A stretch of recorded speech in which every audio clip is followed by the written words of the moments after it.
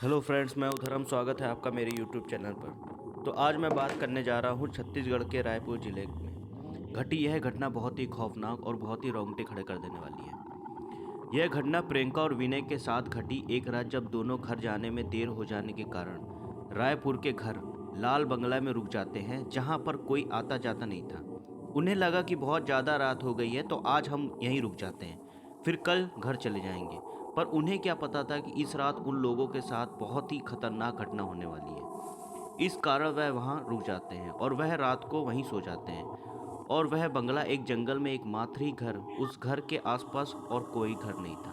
पर जैसे ही वो लोग सोते हैं, अचानक से एक डरावनी सी आवाज़ आती है, जिसे सुनकर प्रियंका उठ जाती है और वह घर के बाहर जाकर देखती है, पर उसे कोई नज़र नहीं आता।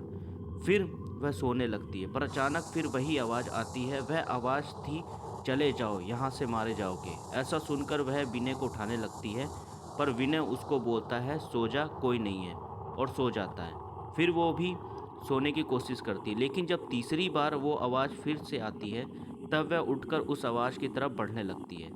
फिर उस आवाज़ के पीछे चली जाती है। फिर अचानक विनय की नींद खुलती है और वह देखता है कि प्रियंका तो है ही नहीं वहाँ पर, और वो उसे ढूंढने लगता है। और बहुत देर तक ढूंढने के बाद प्रियंका उसे सामने नज़र आती है। और जब वो प्रियंका के पास जाकर पूछता है कि तुम यहाँ क्या कर रही हो, तो वो कुछ जवाब नहीं देती। उसके बाद जब प्रियंका कोई जवाब नहीं देती तो विनय उसके कंधे में हाथ रखता है, तो वो पीछे मुड़ती है, जिसे देखकर विनय के पसीने छूट जाते हैं। उसने देखा प्रियंका के मुंह जो पूरा खून से सना था, और वह जमीन में गड़े मुर्दे को खा रही थी। और जब विनय ने उसे छुड़ाने की कोशिश की तो उसने अजीब सी हंसी के साथ विनय को बोला, तू भी मरेगा, तुझे भी मैं ऐसे ही कच्चा चबा जाऊंगी। यह सुनने के बाद विनय वहाँ से भागा और भागते ही हनुमान चालीसा पढ़ने लगा, जिससे वो उसके पास नहीं आ पाई। और फिर विनय ने घर जाकर सभी को यही बात बताई।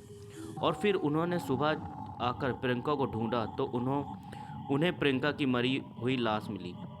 और फिर विनय बहुत रोने लगा और फिर उसने सोचा कि मैं अब इसके बारे में पता लगा कर रहूँगा। फिर उसने उस जगह के बारे में पता लगाना शुरू किया और बड़ी मेहनत के बाद उसे वहाँ के बारे में पता लगा कि उस घर में एक परिवार बहुत खुशी से रहता था। लेकिन अचानक उनके साथ ऐसा कुछ हुआ कि वह सब लोगों ने एक साथ आत्महत्या कर ली। तब से वो जगह श्रापित हो गई है।